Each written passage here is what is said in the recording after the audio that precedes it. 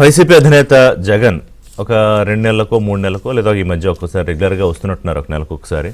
బెంగళూరు నుంచి ఆయనకి తిరిగి దొరికినప్పుడు రాష్ట్రానికి వస్తారు, ఆంధ్రప్రదేశ్కి వచ్చి తనకి అనుకూలమైన తనని ప్రశ్నించని మీడియా, కొంతమంది సెలెక్టెడ్ మీడియాతో, అందరు మీడియాలతో మాట్లాడరు, వాళ్ళని కూర్చోబెట్టుకుని ఒక 3-3.5 గంటలు, సుమారుగా 2.5-3 గంటలు అనుకోండి, 3.5-4 గంటలు అంటే మరి అతిశక్తిగా ఉంటుంది. నిన్న 11:30కు మొదలు పెడితే 2 గంటలకు ఇంకా లంచ్ టైం అయిపోతుందని క్లోజ్ చేశారు. అంటే మనం ఒక ఎగ్జామ్కి ఏదైనా ప్రిపేర్ అయితే ఒక 2.5 గంటల సమయం ఉంటుంది, అది రాసేసి వెళ్ళాలి, తర్వాత ఇంకా రాయనివ్వరు రాద్దామన్నా. అలా నిన్న చాలా మాట్లాడదాం అనుకుని చాలా విషయాలు కవర్ చేశారు జగన్. అయితే ఆయన విషయంలో నాకు నిన్న కూడా అనిపించింది ఏంటంటే, గతంలో ప్రెస్ మీట్లు చూసినప్పుడు కూడా అదే ఫీలింగ్, నిన్న అనిపించింది ఏంటంటే, ఇప్పుడు ఏపీలో ఏం జరుగుతోందో, అంటే కూటమి ప్రభుత్వం వచ్చిన తర్వాత జరుగుతున్న అభివృద్ధి కానీ, గత 5 ఏళ్ల సంక్షోభాన్ని ట్రాక్లో పెట్టి ముందుకు తీసుకెళ్తున్న విధానం కానీ, విదేశీ పర్యటనలు చేసి ముఖ్యమంత్రి, మంత్రి లోకేష్, ఇతర మంత్రుల బృందము, లేకపోతే సింగపూర్కి వెళ్ళి ఈయన చెడగొట్టిన వాటిని మళ్ళీ తిరిగి తీసుకొచ్చి గాడిలో పెట్టే ఒక విధానం కానీ, లేకపోతే అంతర్జాతీయ స్థాయిలో జరుగుతున్న బిజినెస్ సమ్మిట్లు కానీ, లక్షల కోట్ల పెట్టుబడులు కానీ, గూగుల్ లాంటి కంపెనీలు రాక కానీ, డేటా సెంటర్సు, అసలు విశాఖపట్నం ఒక ఐటీ హబ్గా మారడం, అమరావతిలో జరుగుతున్న అభివృద్ధి, కొత్త బ్యాంకులు లేకపోతే ఇన్సూరెన్స్ కంపెనీలు, ప్రధాన కేంద్రాలు రావడం, ఇలా so many things are happening ఆంధ్రప్రదేశ్లో. కానీ ఇవేమీ ఆయన చూడకూడదని, మీకు పురాణాల ధృతరాష్ట్రుడు ఆయనకి కళ్ళు కనిపించవు, గాంధారి గంతలు కట్టుకుంటారు, అంటే భర్తకు కళ్ళు ఉండవు కాబట్టి ఆమె కూడా చూడకూడదు లోకాన్ని అని. ఎగ్జాక్ట్లీ జగన్ కూడా ఆంధ్రప్రదేశ్లో ఏం జరుగుతుందో నేను చూడను, కళ్ళకు గంతలు కట్టేసుకుంటాను, దయచేసి నాకు ఎవరు చెప్పకండి కూడా. ఒక ప్రముఖ దర్శకుడు, పేర్లొద్దులే, ఆయన ఏమంటారంటే ఇంటర్వ్యూల్లో, నేను సినిమాలు చూడను, ఇప్పుడు అసలు చాలా కాలమైంది నేను సినిమాలు చూడడం మానేసి, ఎందుకంటే నా కథ ఇవన్నీ నాకు ఇంపార్టెంట్, అసలు ఇప్పుడు సినిమాల్లో ఏం జరుగుతుంది ఇవన్నీ నాకు అనవసరమని ఆయన అవుట్డేటెడ్ సినిమాలు తీస్తూ ఉంటాడు. అది సినిమాలకు సంబంధించి. ఇప్పుడు ఈయన విషయంలో ఏంటంటే, ఎవరినైనా ఇప్పుడు చిన్నపిల్లాడిని ఆంధ్రప్రదేశ్లో అడిగినా, బాబు ఏం జరుగుతుంది అయ్యే ఏపీలో, కూర్చుని విషయాలు చెప్పు అంటే, సరే ఇదిగో అమరావతి కడుతున్నారు, ఇంత జరిగింది, మళ్ళీ ఇదిగో ల్యాండ్ తీసుకుంటున్నారు, వైజాగ్లో ఐటీ కంపెనీలు వస్తున్నాయి, రాయలసీమలో ఏ కంపెనీలు వస్తున్నాయి, ఇదిగో 2 లక్షల పెట్టుబడులు అన్నారు, ఇంట్లో మాట్లాడుకుంటున్నారు సార్, టీవీలో చూసామని చెప్పి వెళ్ళిపోతాడు. ఒక 10 ఏళ్ల పిల్లాడిని అడిగిన. మరి జగన్ గారు ఏంటంటే 5 ఏళ్ళు ముఖ్యమంత్రి చేశారు, ఇన్నాళ్ళు రాజకీయాల్లో ఉన్నారు, ఎంత చూడకూడదు అనుకున్నా, నేను ఇంతకుముందు కూడా చెప్పా, ఇప్పుడు there is an elephant in the room, but నువ్వు చూడకూడదు అనుకుంటే ఆ ఏనుగు కనపడదు, కానీ నీకు ఎక్కడో చెయ్యాలన్నా కూడా తగులుతుంది, ఒక చిన్న రూమ్లో పెద్ద ఏనుగు ఉన్నప్పుడు. కరెక్ట్గా అదే ఇప్పుడు జగన్ పరిస్థితి. ఆయనకేంటంటే జరుగుతోన్నవి జరగనట్టు, అసలు జరిగినవేమో ఏమీ కానట్టు, అంటే నేరాల విషయంలో నేను చెప్తాను. ఆయన నిన్న ఈ సుదీర్ఘమైన ఉపన్యాసంలో, ప్రెస్ మీట్ అంటే ఉపన్యాసం, అందులో ఏంటంటే, ప్రెస్ మీట్ అంటే ఏంటంటే సాధారణంగా ప్రెస్కి బ్రీఫింగ్ ఇచ్చాక వాళ్ళ క్వశ్చన్లు అడిగితే మనం చెప్తాం, అంతేగాని 3 గంటల ఉపన్యాసం ఇచ్చి ఏదో 1-2 క్వశ్చన్లు, సెలెక్టెడ్ క్వశ్చన్లు అడిగించుకుని వెళ్ళిపోవడానికి ప్రెస్ మీట్ అనరు, నాకు తెలిసిన నాలెడ్జ్లో దాన్ని ఉపన్యాసం అంటారు. సో ఉపన్యాసంలో ఆయన బెంగళూరు నుంచి ప్రత్యేకంగా విమానంలో వచ్చి మాట్లాడి వెళ్ళిపోయిన దాంట్లో నేను కొన్ని పదాలు చెప్తాను, ఈ పదాలు మీకు సరిగ్గా ఎవరికి సరిపోతున్నాయో మీరే చెప్పండి, మీకు క్విజ్, నేనేం చెప్పను. అమరావతి, కల్తీ నెయ్యి, పరకామణి, మొంతా తుపాను, రైతుల బీమా, ఇన్పుట్ సబ్సిడీ, స్కామ్లు, డొల్ల కంపెనీలు, కేసులు, జైళ్లు, బెయిళ్లు, బినామీలు, కాంట్రాక్టులు, క్విడ్ ప్రోకో, లిక్కర్ స్కామ్, కల్తీ మద్యం, అసభ్య పదజాలం, మోసం, అబద్ధాలు, అంటే కొన్ని చెప్పాను ఆయన వాడిన వాటిలో. ఇప్పుడు టక్కుని చెప్పొచ్చు కదా ఈ పదాలన్నీ ఎవరికి సూట్ అవుతాయని, ఆయనకే కదా సూట్ అవుతాయి ఇవన్నీ. ఇవన్నీ ఆయన వాడింది ఎవరి మీద? ముఖ్యమంత్రి చంద్రబాబు నాయుడు మీద. లిక్కర్ స్కామ్లో అరెస్ట్ అయ్యి జైల్లో ఉన్నది ఎవరు? బ్యాచ్ 50 అయింది, 50 హాఫ్ సెంచరీ కొట్టారు, 52-53 మంది అక్యూజ్డ్, కొంతమంది జైల్లో ఉన్నారు, కొంతమంది బెయిల్లో ఉన్నారు. ఎవరు వాళ్ళంతా? కల్తీ మద్యం కేసులో జైల్లో ఉన్నది ఎవరు? జోగి రమేష్. హత్య కేసులో జైల్లో ఉన్నది ఎవరు? పిన్నెల రామకృష్ణారెడ్డి.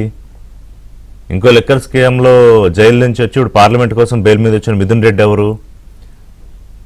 వివేకానంద రెడ్డి హత్య కేసులో మొంగరాలు తిరుగుతున్న అవినాష్ రెడ్డి ఎవరు? చెవిరెడ్డి భాస్కర్ రెడ్డి ఎవరు? ఇలా మొత్తం పేర్లు 50 మంది పేర్లు చెప్పి ఇంకా వాళ్ళ కథలని చెప్తే గంట టైం సరిపోదు. అంటే మాట్లాడే ముందు ఇప్పుడు కొంతమంది తెలుగుదేశం పార్టీ సీనియర్ నాయకులు, మంత్రులు జగన్కి ఏదో మానసిక వ్యాధి ఉంది అంటే నాకు ఎందుకు అలా మాట్లాడతారు, లండన్ మందులు, ఆ మందులు, ఈ మందులు అంటారు అని కొంత ఎక్కడో ఉండేది.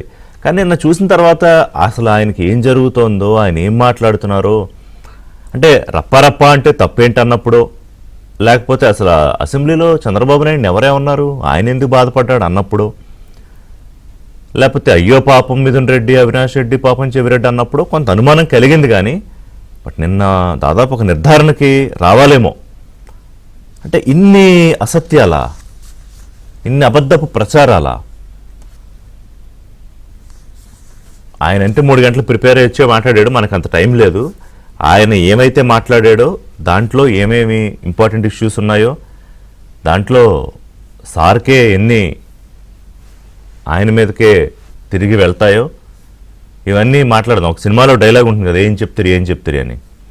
అదే వాళ్ళ మన డిబేట్ టైటిల్. ఎందుకనంటే మీ స్థాయిని మీరే తగ్గించుకుంటున్నారు. మిస్టర్ జగన్ మాజీ ముఖ్యమంత్రిగా చేసి ఇవాళ ప్రతిపక్ష హోదా లేకుండా మిమ్మల్ని ప్రజలు కూర్చోబెట్టినా ప్రతిపక్షంలో ఉన్న పార్టీకి మీరు అధినేత, అంటే ప్రతిపక్ష నేత, not in assembly.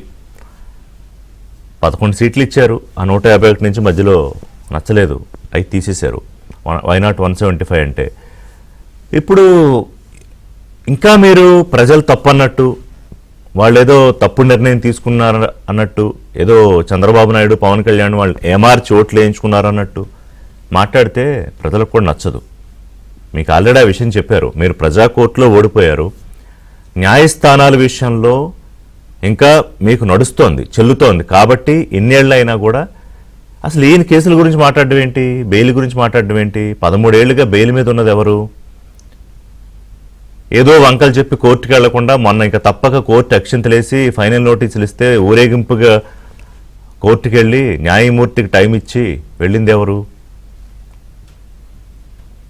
So liquor స్కామ్లో అన్ని ఎవిడెన్సెస్తో పక్కాగా లాక్ చేసిన తర్వాత ఏం జరగలేదని, లేకపోతే పరకామణి చిన్న కేసు అని, అసలు కల్తీనే వ్యవహారం ఏం జరిగింది అని, దేవుళ్లతో రాజకీయాలు చేస్తోంది ఎవరని మర్చిపోయారా?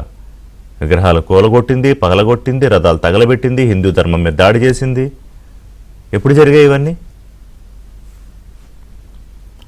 ఇప్పుడు కన్వీనియంట్గా మనకి నచ్చనివేవో మన లైఫ్లో కొన్ని తీసేయాలంటే బ్రెయిన్కి ఒక ఇండికేషన్ ఇచ్చి మర్చిపోతాం అనుకుంటాం. కానీ మీరు చేసింది అది కాదు కదా. 5 ఏళ్ళు మీరు మర్చిపోయిన 5 కోట్ల మంది ఆంధ్రప్రదేశ్ ఎలా మర్చిపోతారు?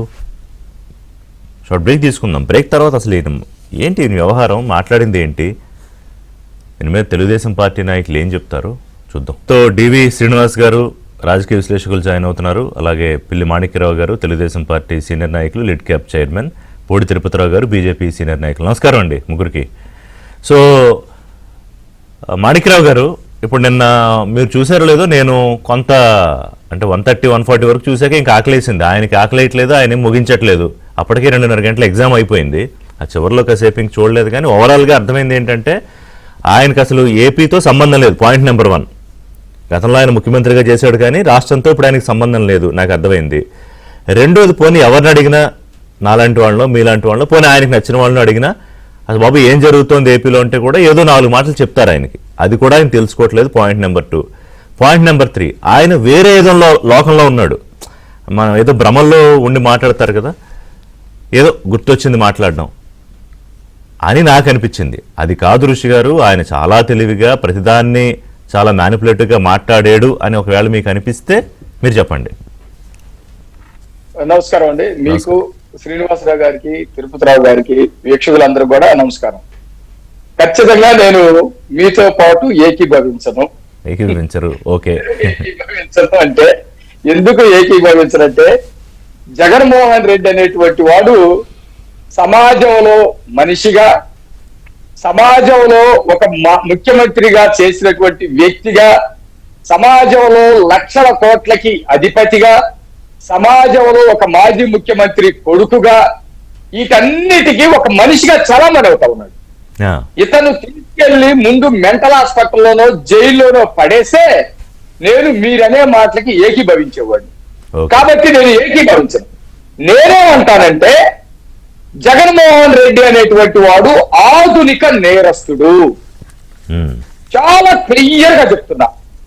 నేరస్తుడు దొంగతనం, కూలీలు, కుంభకోణాలు ఇవన్నీ చేయటం ఒక్కటే నేరస్తుడి యొక్క ప్రధాన లక్షణం కాదు. వీటితో పాటు అవతల వాళ్ళ మీద వేయటం, అబద్ధాలు చెప్పటం. పట్టుకుంటే దొంగను పట్టుకుంటే నేను దొంగతనానికి రాలేదని మొట్టమొదటి అబద్ధం చెప్పాలి. లేదు నేను కాదు చేసింది, పూర్తిరావు చేశారు, మాణిక్యరావు చేశారు, ఋషి గారు చేశారని పక్కన వాళ్ళ మీద వేయాలి. అలాంటి స్వభావాన్ని అంతా నిన్న మనకు చాలా స్పష్టంగా కనపడింది. రెగ్యులర్ గా మనం మాట్లాడుకుంటానే ఉంటాం. అవన్నీ కూడా రాసుకున్నాడు. ఎట్లా రాసుకున్నాడంటే మొదటే మీరు కనుక చూస్తే 20 పేజీలు పెట్టుకొని ఈరోజు చాలా డిబేట్ ఉంది. రైతుల గురించి, లేకపోతే కుంభకోణం, పరకామణిలో ఏం జరగలేదు, చెల్లెల గురించి మాట్లాడాలని ఎకిలిగా నవ్వుకుంటున్నాడు. అంటే మొత్తం రాసుకొని వచ్చి ఒక డిబేట్, ఒక ప్రెస్ మీట్ లా కాకుండా ఎకిలిగా నవ్వుతా ఉన్నాడు. చిన్న సవరణ రాసుకునొచ్చు కాదు, రాసిచ్చింది రాసిచ్చింది.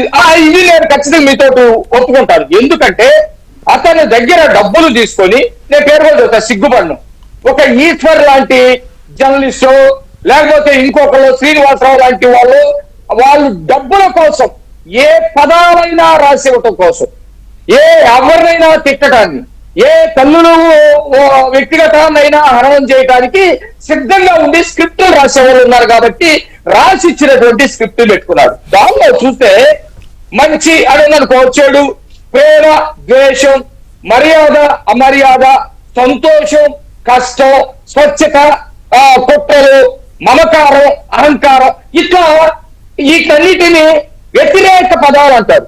ఇలాంటి వ్యతిరేక పదాలు మొత్తం కూడా రెడీగా పెట్టుకొని ఆయన ప్రెస్ ముందు మాట్లాడినట్టు కనపడతా ఉంది. 2 గంటల 45 నిమిషాలు మాట్లాడితే 2 ప్రశ్నలు విలేకరులు వేయడానికి ప్రయత్నిస్తే ఒక ప్రశ్నకి ఏదో మాట్లాడాడు, రెండో ప్రశ్న అమరావతి గురించి మాట్లాడాడు. అది కూడా ప్లాంటెడ్ క్వశ్చన్, క్లియర్ గా ప్లానింగ్. ఇట్లా చూసుకొని అమరావతి నాకు టైం అవుతుందని వెళ్ళిపోయాడు రెండో క్వశ్చన్. అదే చంద్రబాబు నాయుడు గారైనా, అదే లోకేష్ గారైనా, ఇంకొకరైనా ఎనీ క్వశ్చన్స్ అని వీళ్ళెప్పుడు దాకా నేను మాట్లాడిన వాటిల్లో మీరేమైనా ప్రశ్నలు లేవనెత్తుతారని సమాధానం చెప్పి వెళ్తారు. అలాంటిది నేను ఈ అన్ని జోలికి వెళ్లకుండా 2 విషయాలు మాట్లాడతా. అంటే అతను మాట్లాడినటువంటి ప్రెస్ మీట్ పేరు మీద చేసినటువంటి అబద్ధాలు ట్రెండింగ్ చేయడానికి అతనికి ఒక పత్రిక, అతనికి ఒక టీవీ, అతన్ని ఇచ్చేసేటువంటి వాళ్ళు చంద్రబాబు నాయుడు గారిని పట్టుకొని గాడిదలు కాస్తున్నాడు అని మాట్లాడాడు. ఇది తీవ్రమైనటువంటి అభ్యంతరం. అది తీసుకెళ్లి నిజంగా లోపలేయాలి. చంద్రబాబు నాయుడు గారికి 164 సీట్లు, మా కూటమికి 164 సీట్లు ప్రజలు ఇచ్చారు. ప్రజల్ని కావలా కాస్తున్నాడు చంద్రబాబు నాయుడు గారు, లోకేష్ గారు, పవన్ కళ్యాణ్ గారు ప్రజల్ని కావలా కాస్తున్నాడు. అంటే ఇప్పుడు ప్రజలను అవమానించాడు ఆ మాటని. నేను అంటున్నది గాడిదలు కాస్తున్నాడంటే ఒక పరిపాలించేటువంటి వ్యక్తి ఎవరిని పరిపాలిస్తున్నాడు? ఆంధ్ర రాష్ట్ర ప్రజల్ని పరిపాలిస్తా ఉన్నాడు. ఓట్లేసినటువంటి వాళ్ళనే కాకుండా చిన్న పిల్లల్ని, వృద్ధుల్ని, అందరిని కూడా పరిపాలిస్తున్నటువంటి వ్యక్తి, వాళ్ళ యోగక్షేమాలు చూస్తున్నటువంటి వ్యక్తి, వాళ్ళకి సంక్షేమాలు అభివృద్ధి ఇస్తున్నటువంటి వ్యక్తి, వాళ్ళకి ఉద్యోగ కల్పన చేస్తున్నటువంటి వ్యక్తిని గాడిదలు కాస్తా ఉన్నాడు. ఇంకో మాట అన్నాడు మాణిక్యరావు గారు. అంటే ఇంతకు ముందు ఆయన వయసు గురించి అన్ని మాట్లాడి, నేను డిస్క్లైమర్ ఇచ్చి వాడుతున్నాను ఈ పదం, జగన్మోహన్ రెడ్డి అన్నాడు కాబట్టి వాడుతున్నాను, చంద్రబాబు నాయుడిని బొక్కలో వేయాలి అన్నాడు ఒక మాజీ ముఖ్యమంత్రి. నేను జనరల్ గా ఇలాంటి పదాలు వాడను, కానీ ఆయన అన్నాడని చెప్పడానికి వాడాను. ఋషాలు ఎవరిని కాస్తున్నాడు చంద్రబాబు నాయుడు గారు? ప్రజల్ని కాస్తున్నాడు. ఇతరేమన్నాడు? గాడిదలు కాస్తున్నారా అన్నాడు. అంటే నీ కోట్లు లేకపోతే ప్రజలు గాడిదలైపోతారు. నేనంటున్నా, నేనైతే మామూలుగా సౌమ్యంగా ఉండేటువంటి వ్యక్తిని కాదు. ఒక 10 మంది ఒక్క గాడిద కాస్తుంది, ఒక 10 మంది ఎమ్మెల్యేలు ఒక క్రిమినల్ గాడిదని కాస్తున్నారు. నేను మాట్లాడతాను, ఎందుకు మాట్లాడకూడదు? నువ్వు అబద్ధాల చిత్త పెట్టుకొని కూర్చుంటే ఎంత దారుణమైనటువంటి విషయం. తిరుమల తిరుపతి వెంకటేశ్వర స్వామి కలియుగ దేవుడు. మీరు ఈ రాష్ట్రంలో కానీ, దేశంలో కానీ, ప్రపంచంలో కానీ మిగతా అన్య మతస్థులు కూడా ఆయన గొప్పగా దేవుడు అని చెప్పేసి భావిస్తారు. ఎవరు వాళ్ళు ముస్లిమ్స్ అయినా క్రిస్టియన్స్ అయినా విమర్శించరు, తిట్టరు.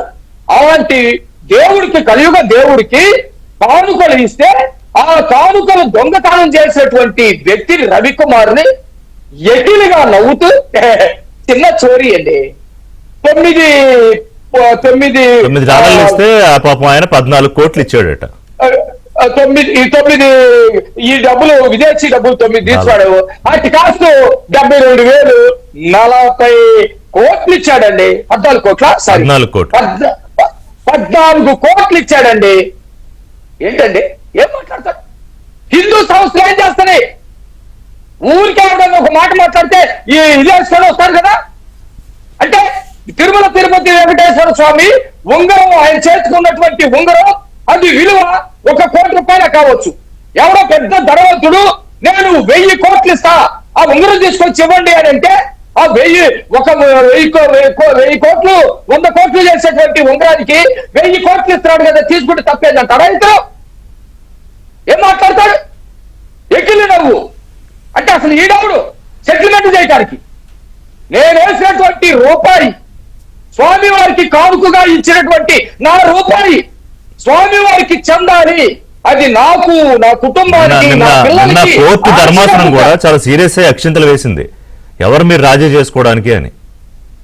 ఆశీర్వదిస్తాడు స్వామి అని చెప్పేసి నేను భావించి నేను వేసినటువంటి కానుకని వీడు దొంగిపేస్తే సెటిల్మెంట్ చేసి అసలు ఎవడన్నా ఇస్తాడని చెప్పేసి ఒక పెద్ద క్రిమినల్ ని, భక్తుల యొక్క మనోభావాన్ని ధ్వంసం చేసినటువంటి క్రిమినల్ ని సెటిల్మెంట్ చేసుకొని నువ్వు 14 కోట్లు స్వామి వారికి ఇచ్చావని చెప్పేసి 150 కోట్ల రూపాయలు నువ్వు దారదత్తంగా రాపించుకున్నటువంటి వ్యక్తి, నువ్వు అతన్ని సమర్థిస్తావా?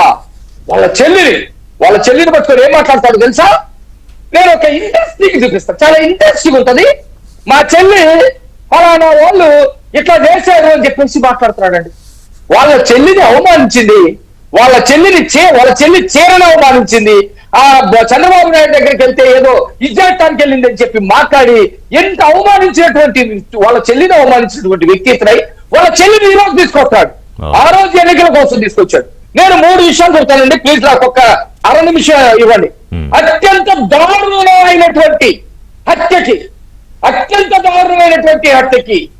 కట్టెపోట్లకి, గొడ్లపోట్లకి గురైనటువంటి వివేకానంద రెడ్డిని చంపినటువంటి అవినాష్ రెడ్డిని పాపం పిల్లవాడండి అన్నాడు. పరకామరిలో దేవుడు సొమ్ము తీసుకున్నటువంటి వాడిని చిన్న చోరీ అన్నాడు.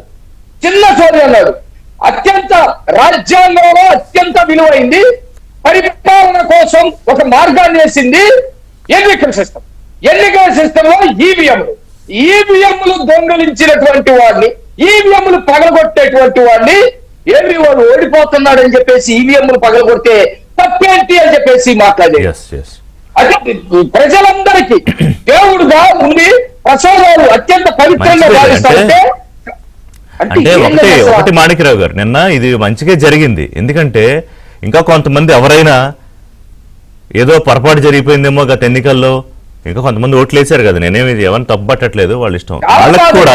వాళ్ళకు కూడా ఒక క్లారిటీ వస్తుంది, ఓ వ్యక్తి మనస్తత్వం ఇదా, ఇంకా రోజు రోజుకి ఇలా దిగజారిపోతోందా అని. వెల్కమ్ బ్యాక్ డివిఎస్ గారు. అంటే ఆయన చాలా మాట్లాడాడు, కానీ మనం ఎంత టైం ఉంటే అంతే కవర్ చేద్దాం. ఈ సర్కార్కి మాయరోగం వచ్చిందన్నాడు ఆయన. తర్వాత అధికార దుర్వినియోగం, కేసులు మాఫీ చేసుకుంటున్నాడు చంద్రబాబు నాయుడు అధికారాన్ని అద్దం పెట్టుకుని, దొంగ, పోలీసు, అవినీతి. ఇక ఏంటి అసలు మీకేమనిపించింది చెప్పండి, ఇంక నేను ప్రశ్నలు అడగక్కర్లా. రిషి గారు, మీకు, ప్యానల్ పెద్దలకు, ఏబిఎన్ వీక్షకులకు అందరికీ గుడ్ మార్నింగ్. జగన్మోహన్ రెడ్డి నిన్న ఫ్రస్ట్రేషన్ పీక్ వెళ్ళిందండి. ఏంటి, నిన్న అతను మాట్లాడుతూ అతనిలో ఒక టెన్షన్ కూడా కనపడిందండి. ఏంటి అసలు మామూలుగా భయం అని అనను గాని, బరి తెగించినాడికి భయమే ఉంటుంది కానీ ఆ టెన్షన్ తోనే 2 గంటల 43 నిమిషాలు ప్రెస్ మీట్ లాగింగ్ అనమాట. ప్రతి మాట 2 సార్లు పదే అన్నమాటే అంటాడు. అంటే రోబోస్ట్ ప్రొసీజర్ అంటాడు. ఆ టెన్షన్ నాకు స్పష్టంగా కనపడుతోంది. ఎందుకు ఆ టెన్షన్? అనిల్ చోక్రా లేకపోతే రోనక్ వాళ్ళని పట్టుకొచ్చారన్న టెన్షన్, మనీ లాండరింగ్ ముంబై తీగ తాడేపల్లి కదులుతోందనా? ఆ టెన్షన్ అన్నమాట. ఇప్పుడు అతను ఏంటంటే ఇప్పుడు వీళ్ళు రైతన్న కోసం ఏదో ప్రోగ్రామ్ పెట్టారు. అవును, రైతన్న మీకోసం. ఇతను ఏంటి క్రిమినల్స్ కోసం అన్నమాట ఇతని ప్రోగ్రామ్. వాళ్ళు పంచసూత్ర ఇచ్చారు. ఎవరు? కూటమి ప్రభుత్వం, చంద్రబాబు ముఖ్యమంత్రి. వాళ్ళు పంచసూత్ర ఏదో రైతుల కోసం ఇస్తే ఇతను పంచసూత్ర ఏంటి ఇప్పుడు మాణిక్యరావు గారు చెప్పింది మీరు ఇంట్రోలో అన్నదే, నేరం, లేకపోతే మోసం, నమ్మక ద్రోహం, ధనం, అధికారం, పంచసూత్ర ఇతనికి ఏంటంటే ఈ ఐదుటికి తోడు నటన. ఏంటి? నేరస్తుడు, మహానటుడు అనమాట. అంటే ఇప్పుడు అసలు మీకు అంతా నటులే. అసలు వీళ్ళ ముందు నటరత్న, నట సామ్రాట్, నట సార్వభౌమ, నట కిరీటి ఎవరు చాలరు అనమాట. ఇప్పుడు మీరు ఇందాక చెప్పారు చెవిరెడ్డి, అవినాష్ రెడ్డి, భూమన కరుణాకర్ రెడ్డి, జగన్మోహన్ రెడ్డి. అంటే నట నేరగాళ్ళు అనాలా, క్రిమినల్ యాక్టర్స్ అనాలా?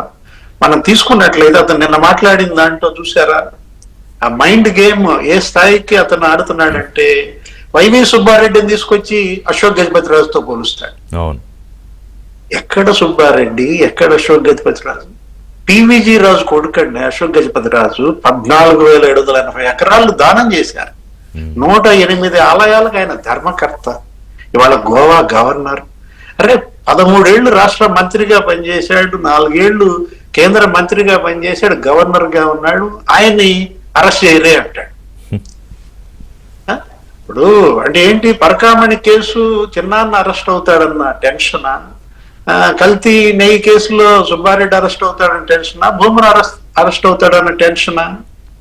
అదే ఆ 2 గంటల 43 నిమిషాల ప్రెస్ మీట్ అన్నమాట. ఇప్పుడు అది వెళ్ళిపోయాడు, ప్రెస్ మీట్ పెట్టాడు, బురద జల్లాడు, వెళ్ళిపోయాడు అనమాట. అంటే ఏంటి? ఇతను మనం తీసుకున్నట్లయితే మనీ లాండరింగ్ బయటపడిందండి. ఫిక్స్ అయ్యాడు టోటల్ గా. 5-6 దేశాలకు వీళ్ళు మనీ లాండరింగ్ చేశారు మద్యం కేసు అనేది. దాని గురించి అసలు మాట్లాడు. ఇప్పుడు రవికుమార్ కి దొంగ దొంగ అంటాడు. అతను ఏంటి అసలు? రవికుమార్ ని సమర్థిస్తూ మాట్లాడతాడు, చెవిరెడ్డిని సమర్థిస్తూ మాట్లాడతాడు. ఇందాక మాణిక్యరావు గారు కూడా చెప్పారు కదా, ఈవీఎం కేసు కొడితే అతను అమాయకుడా, రిగ్గింగ్ అడ్డుకున్నాడని పిన్నెల్లి రామకృష్ణారెడ్డికి సర్టిఫికెట్ ఇస్తాడు. ఇప్పుడు శ్రేష్ఠ త్రిపాఠి గురించి మాట్లాడాడండి. ఎవరు త్రిపాఠి? మీకు తెలుసు రిషి గారు. ఏది? ఎన్నికల సంఘం ఆయన నియమించింది. యూపీలో ఆయన ఇంటర్ క్యాడర్ ఆఫీసర్ గా ఉన్నటువంటి వ్యక్తిని ఏపీకి పంపింది. అప్పుడు 3 కలెక్టర్లని, ఒక 5 ఎస్పీలని సస్పెండ్ చేసింది, బదిలీ చేసింది, ఎన్నికల విధులకు దూరంగా చేసింది. అప్పుడు నువ్వు ముఖ్యమంత్రివి. సర్వశ్రేష్ఠ త్రిపాఠి వీళ్ళందరూ వచ్చారు. అప్పుడు ఎవరు? ఈ మన బిందు మాధవ్ వీళ్ళందరినీ తీసుకున్నారు. అంబురాజన్ని, పాలరాజుని వాళ్ళందరినీ తొలగించారు. పరమేశ్వర్ రెడ్డి, తిరుమలేశ్వర్ రెడ్డి, రవిశంకర్ రెడ్డి వాళ్ళని ఎవరు తీసేశారు? ఈసీ తీసేసి పెట్టుకున్నది వీళ్ళని. అంటే నువ్వు ఈసీని టార్గెట్ చేస్తున్నావా? హైకోర్టును టార్గెట్ చేస్తున్నాడు. పరకామణి కేసు మీద ఫైర్ అయింది ఎవరు? హైకోర్టు. అదే నిద్రపోతున్నాడు. ప్రధాన న్యాయమూర్తి ధర్మాసనమే దాని మీద అక్షింతలేసింది. కల్తీ నెయ్యి మీద సిట్ వేసింది ఎవరండి? సుప్రీంకోర్టు. జగన్మోహన్ రెడ్డి నిన్న ప్రెస్ మీట్ లో చంద్రబాబుని, పవన్ కళ్యాణ్ ని, లోకేష్ ని కాదు లోపలేమంది, హైకోర్టుని, సుప్రీంకోర్టుని, ఈసీని అన్నమాట. పరకామణి కేసు టేకప్ చేసింది హైకోర్టు. ఈవోని తిట్టింది. ఏంటి? కౌంటర్ ఎందుకు వేయలేదని. అవును. 20,000 నీకు ఫైన్ వేస్తానన్నది. ఎవరి మీద? ఈవో మీద. డీజీపీ నిద్రపోతున్నావా అని అడిగింది. అంటే నీకు అది చిన్న కేసుగా కనపడుతుందా? ఇప్పుడు సుప్రీంకోర్టు ఇప్పుడు ఆయన బుర్రలో ఉన్న కేసులతో పోలిస్తే అది ఏముంది, చిన్న కేసే కదా. అట్లా ఆ పర్సెప్షన్ లో గమ్మత్ ఏంటంటే రిషి గారు అసలు విషయం చెప్తున్నా, వీరేష్ ప్రభు గురించి మాట్లాడలేదు, మురళీ రాంబా గురించి మాట్లాడలేదు. ఇప్పుడు సిట్లు వాళ్ళు కూడా ఉన్నారు కదా, సిబిఐ అనా, వాళ్ళ గురించి మాట్లాడితే జట్టి గోపీనాథ్ని తిరుపతిరావు గారు అంటే భయం, మాణిక్యరావు గారి మీద అనొచ్చు. అంటే సిబిఐ వీరేష్ ప్రభు గురించి సిబిఐ డైరెక్టర్ ప్రవీణ్ సూద్ పర్యవేక్షణలో జరుగుతోందండి కల్తీ నెయ్యి ఆ కేసు నడుస్తుంది. ప్రవీణ్ సూద్ పర్యవేక్షణలో మరి సిబిఐ వాళ్ళ గురించి ఎందుకు మాట్లాడవు? భయమా? ఇదే కనపడుతోంది జగన్మోహన్ రెడ్డి దీంట్లో అన్నమాట. త్రిపాఠి ఏంటి? అతను యూపీలో 3 ఏళ్లు పనిచేసి ఇక్కడికి ఈసీ వేసింది అతన్ని నువ్వు టార్గెట్ చేస్తావు. తెలుగుదేశం వాళ్ళ సీట్ లో. కానీ శ్రీనివాస్ గారు మీకు నాకు అర్థం కాలేదు. మీకు అర్థమైతే చెప్పండి. అతను మోటో అంటే ఈ నెలకు 2 నెలలకు ఒకసారి రావడం, 3 గంటల ప్రెస్ మీట్ పెట్టడం, ఇందాక చెప్పారు కదా, వ్యతిరేక పదాలన్నీ ఒక లిస్ట్ రాసుకోవడం, లేకపోతే ప్రకృతి వికృతులన్నీ ఒక లిస్ట్ రాసుకోవడం, దాని మీద చెప్పేసి బురద జల్లేసి వెళ్ళిపోవడం. అంటే లిక్కర్ స్కామ్ అని వాళ్ళు 50 మంది ఆల్రెడీ హాఫ్ సెంచరీ కొట్టి జైల్లో ఉంటే లిక్కర్ స్కామ్ చంద్రబాబు చేశాడు అంటాడు. రెడ్ బుక్ రాజ్యాంగం అమలు చేసేవాళ్ళు కల్తీ మద్యం చేయకపోతే నేను చేస్తానా అంటాడు. అంటే ఏంటి ఆయన మనసులో ఏం అనుకుని ప్రెస్ మీట్లు పెడుతున్నాడు? ఏమై ఉండొచ్చు దీని వెనకాల? ఒక చులకన భావం. జగన్మోహన్ రెడ్డికి వ్యవస్థల పట్ల చులకన, కోర్టుల పట్ల చులకన, సిబిఐ పట్ల, లేకపోతే ఈ సిఐడి పట్ల, పోలీసులంటే చులకన, ప్రజలంటే చులకన అండి, జనం అంటే చులకన. నేనేం చెబితే అది నమ్ముతారు ఈ పిచ్చి జనం అనే చులకనతో కదా అతను ఈ విధంగా చెలరేగిపోతుంది, ఇలా ప్రెస్ మీట్లు పెడుతోంది. అది అసలు ప్రెస్ మీట్ కాదండి, అది frustration meet. Frustration meet, okay, కొత్త పేరు బాగుంది ఇది. Not a press meet, frustration meet.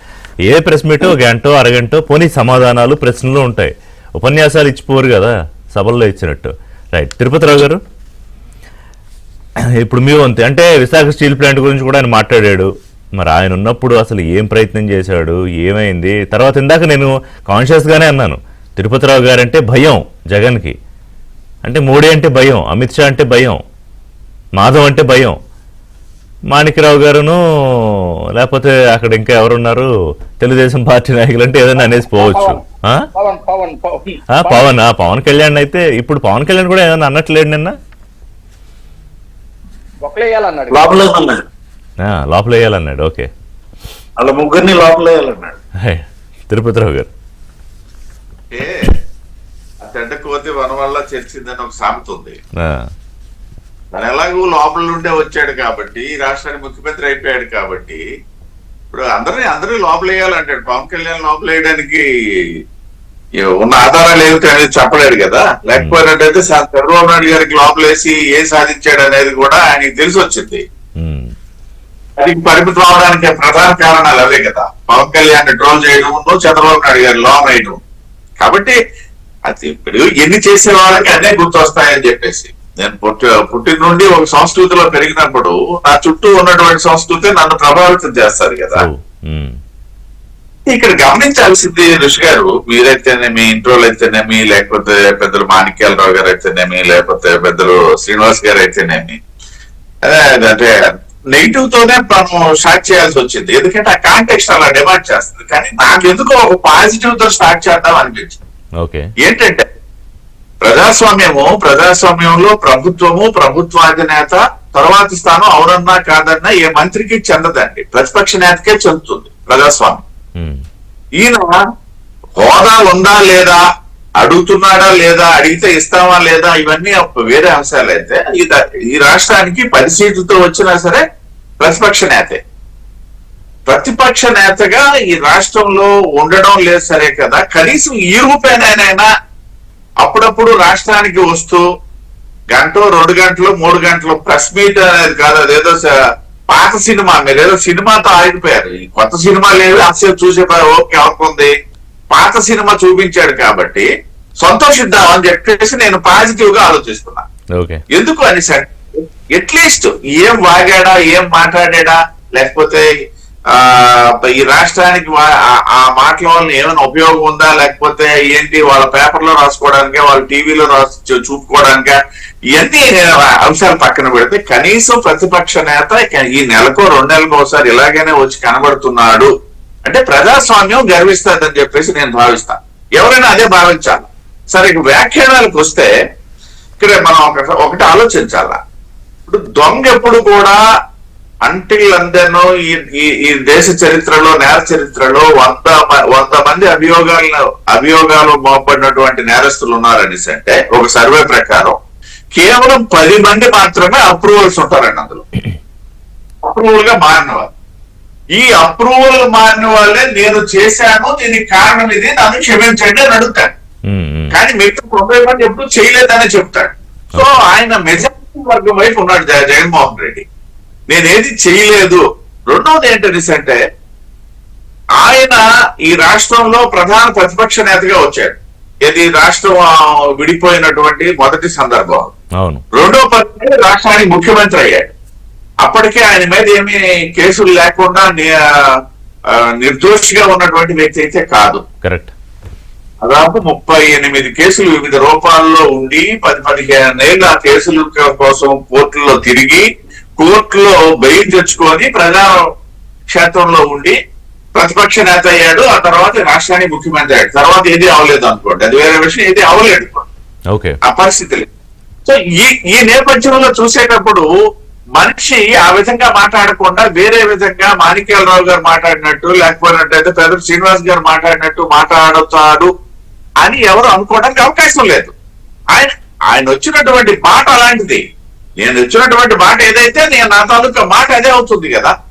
రెండోది పరకర్మం గురుకుండా మీరు అబ్జర్వ్ చేశారో లేదో, నిన్న మొన్న ఈ మధ్య డెవలప్మెంట్స్ చూస్తే ఏదైతే ఈ $8 పట్టుకోవడము, దానికి సంబంధించి 14 కోట్లు కట్టించడము, ఇవన్నీ నేపథ్యంలో గతంలో ఏదైతే ఆ నేరస్తుడు గతంలో 30 సంవత్సరాలుగా అక్కడ పనిచేస్తున్నాడు తిరుమలలో, ఈ 30 సంవత్సరాల్లో ఇంకా గతంలో చంద్రబాబు నాయుడు గారు ముఖ్యమంత్రిగా ఉండేటప్పుడు దేవాదాయ శాఖ మంత్రిగా మాణిక్యాలరావు గారు ఉన్న సమయాన్ని కూడా వాళ్ళు గుర్తు చేస్తున్నారు. అప్పుడు కూడా ఇవి చేశాడేమో. చూడండి గమ్మత్తైన విషయం అంటే, నేరాన్ని వాళ్ళు ఎక్కడికి వెళ్ళిపోతున్నారో చూడండి. ఇది అంటే ఒక వితండ వాదన లేకపోతే విచిత్ర వాదన అనొచ్చు మనం. అంతే కదా. ఇప్పుడు నెయ్యి విషయంలో కూడా అదే మాట్లాడారు కదా. ఇప్పుడు అంతకు ముందు కూడా వచ్చింది, అంతకుముందు తక్కువగా ఇచ్చారు అంటే అప్పుడు కూడా కల్తీ చేశారా, అది కూడా మాట్లాడారు. అదే ఇప్పుడు నేను చెప్తున్నది అదే. అంటే ఎంత గమ్మత్తైనటువంటి వాదన వాళ్ళు తీసుకొస్తున్నారో చూడండి. దీనికి అర్థరహితమైనటువంటి. రెండో విషయం, జగన్మోహన్ రెడ్డి గారు నిన్న మాట్లాడుతూ ఏవైతే ఆరోపణలు చేశాడో, నిజంగా చెప్పాలంటే మనం చెప్తాం కదా, 1,000 ఎదరవైపు చూపిస్తే 4,000 మన వైపే చూపిస్తాయి అన్నట్టుగా. అందులో సరే మీరు భాష గురించి మాట్లాడారు, మాణిక్యాలరావు గారు చెప్పారు, అది ఎవరు రాశారో చెప్పారు. ఆయనకు వచ్చిన భాష కాదు అది. మాణిక్యాలరావు గారు లాగా నాలాగా కూడా మాట్లాడే పరిస్థితి ఆయనకి లేదు. అది ఎవరు రాశారో ఆయన పేరుతో సహా చెప్పిస్తున్నట్టు. అంటే ఇంకోటి అది మనకు కన్ఫర్మ్ కాకపోయినా నాకైతే ఒకటి ష్యూర్ ఏంటంటే, ఆ పేపర్లు తీసేస్తే ఆయన వెళ్ళిపోతారు. ఇప్పుడనే కాదు, స్టేజ్ మీద అయినా ఎక్కడైనా కూడా పేపర్ తీసేస్తే ఆయన మాట్లాడలేరు. ఋషి గారు ఇంకో విషయం, మీరు ఇక్కడ నేను లైవ్ చూడలేదు కానీ తర్వాత డిఫరెంట్ లైవ్ చూశాను.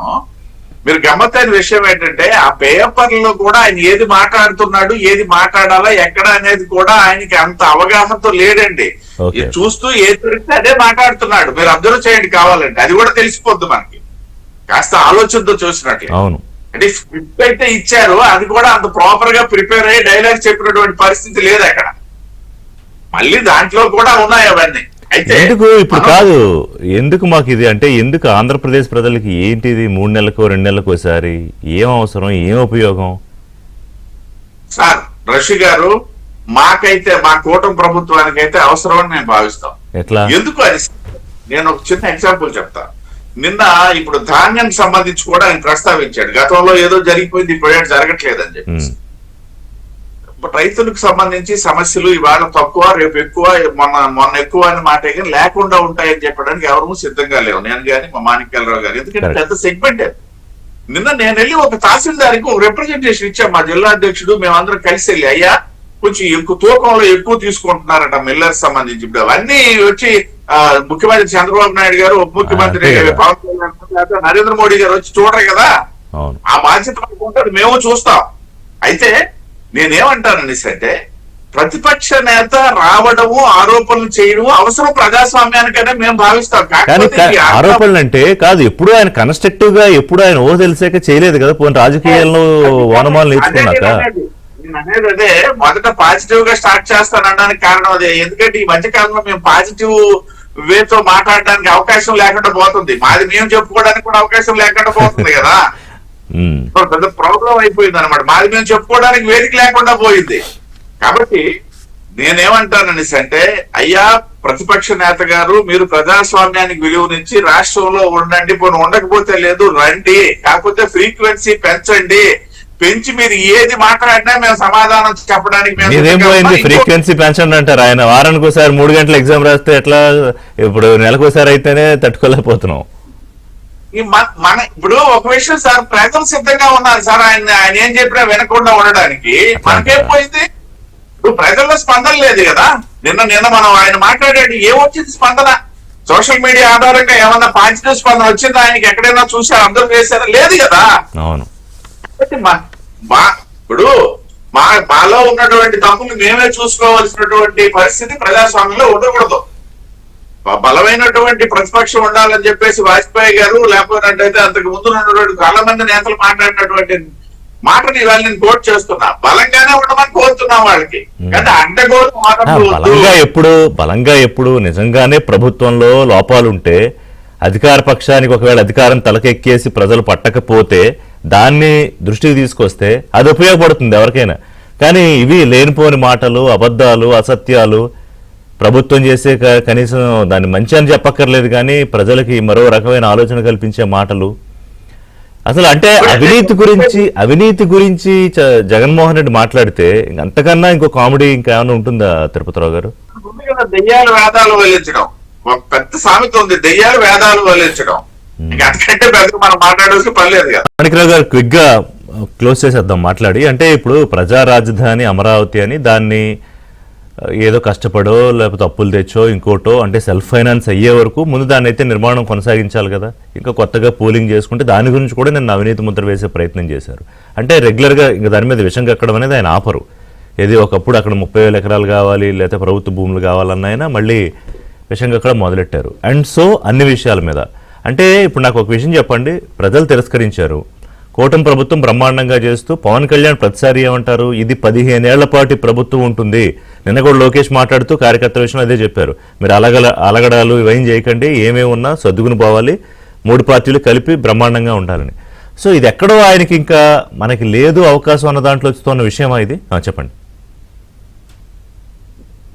మీ మాట రావట్లేదు సార్. అన్మ్యూట్ చేయండి. లేదు, నేను క్లియర్ గా వినపడుతుంది, చెప్పండి. వస్తుందా ఇప్పుడు? ఓకే, ఇప్పుడు నేను ఒక మాట చెప్తా. ఎందుకు 15 ఏళ్ళు 20 ఏళ్ళ పాటు ఎందుకు ఉండాలి అంటే ఇది శాశ్వతమైనటువంటి అభివృద్ధి, ఒక బ్రహ్మాండ ఎవరు కదిలించలేనటువంటి అభివృద్ధి జరగాలంటే ఉండాలని తప్ప. చంద్రబాబు నాయుడు గారు 4 సార్లు ముఖ్యమంత్రి అయ్యాడు, మళ్ళీ ఆయన ముఖ్యమంత్రి అవ్వాలని ఏంది అసలు ఆయనకేమన్నా ఉందా? ఆయన చూడండి రాజకీయమా?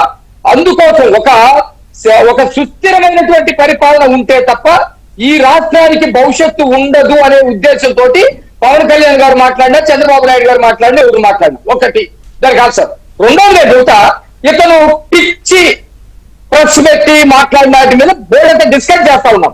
అది కాదు మేము చెబుతున్నాం, ఇతను 5 ఏళ్లలో ఒక్క డిఎస్సి ఇచ్చారా? మేము 16,347 టీచర్ పోస్టులు భర్తీ చేసాం, ప్రతి సంవత్సరం చేస్తామని చెప్తున్నాం. ఇతను కాదని కూడా ఎక్కడికైనా చెప్పగలరా? అట్లాగే ఇతను 5 సంవత్సరాలు 3,000 పెన్షన్ పెంచుతాడని 2,000 నుంచి 3,000 రావడానికి 5 సంవత్సరాలు పెట్టింది. మేము వచ్చిన నాటి నుండే 4,000 రూపాయలు పెన్షన్ ఇస్తా ఉన్నాం, 50,000 కోట్లు ఇచ్చాం. ఎవరు ఏ అవకాశాల దగ్గరికి వెళ్ళారో చెప్పగలుగుతాడా? వాటి మీద బురద చల్లాలనే ప్రయత్నం చేస్తున్నాడు. మేము తల్లికి వందనం, ఎంతమంది ఉంటే అంతమందికి 17,000 రూపాయలు చొప్పున ఇస్తానని చెప్పాం.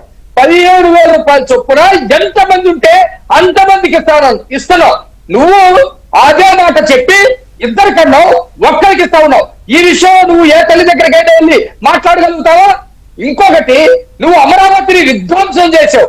ఇందాక అంశాలు మాట్లాడింది లేదు, ఇప్పుడు నేను మాట్లాడేది లేదు. అమరావతిని విధ్వంసం చేసావు. ఒక భారత రాజ్యాంగాన్ని గౌరవించడం, ఒక రాజధాని నిర్మించుకోవడం అంటే నువ్వు భారత రాజ్యాంగానికి వ్యతిరేకంగా చేశావు. అంబేద్కర్ గారిని అనేక సార్లు అవమానించావు.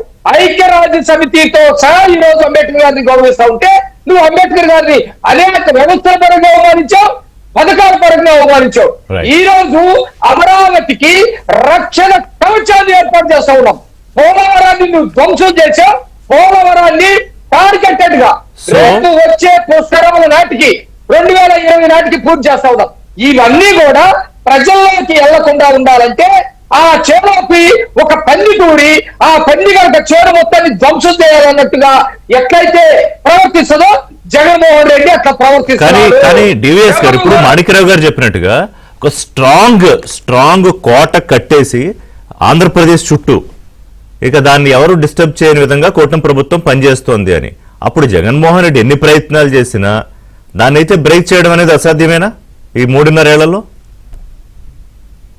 ముఖ్యంగా ప్రజల విషయంలో, ప్రజల కోణం నుంచి కూడా. అమరావతికి చట్టబద్ధత కల్పించడానికి కేంద్రం సిద్ధమవుతారు. రేపటి కేంద్ర కేబినెట్ సమావేశంలో దాన్ని ఆమోదిస్తారు, పార్లమెంట్ లో కూడా బిల్లు ఆమోదిస్తారు అంటున్నారు. ఇక ఇతనికి ఫ్రస్ట్రేషన్ పీక్ వెళ్ళిపోతాను. అంటే జగన్మోహన్ రెడ్డి ఇప్పుడు మనం తీసుకున్నట్లయితే మాణిక్యాలరావు గారు చెప్పారు, చంద్రబాబుని ఏం గాడిదలు కాస్తున్నావు అంటాడు, పదే ఏదో మాట్లాడుతున్నాడు. నువ్వు కాసావు గాడిదలు 60 నెలలు, నీ గాడిదలన్నీ ఇప్పుడు జైళ్ళకి వెళ్తున్నాయి. నువ్వు కాసిన గాడిదలన్నీ ఇప్పుడు ఈ చెవిరెడ్డి భాస్కర్ రెడ్డి, వల్లభనేని వంశీ, లేకపోతే ఈ పెన్నెల్లి బ్రదర్స్. ఇప్పుడు ఒకటి విశాఖ స్టీల్ ప్లాంట్ కి 14,000 కోట్లు తీసుకురావటం గాడిదలు గాయటం అండ, 18 నెలల్లో 20 లక్షల కోట్ల పెట్టుబడులు తేవటం గాడిదలు గాయటం. అరే ఇప్పుడు 12% పోలవరం పనులు కంప్లీట్ చేశారండి 17 నెలల్లో గాడిదలు గాయటం. 13 SIPB భేటీలు 8 లక్షల కోట్ల పెట్టుబడులు ఆమోదం చేశారు. ఒకవైపు హామీలు నెరవేరుస్తున్నారు. ఇప్పుడు 18 నెలలుగా 18 పేదల కుటుంబాలు ఇళ్లకెళ్ళాడండి ముఖ్యమంత్రి. గాడిదలు గాయటమా ఇతని దృష్టిలో?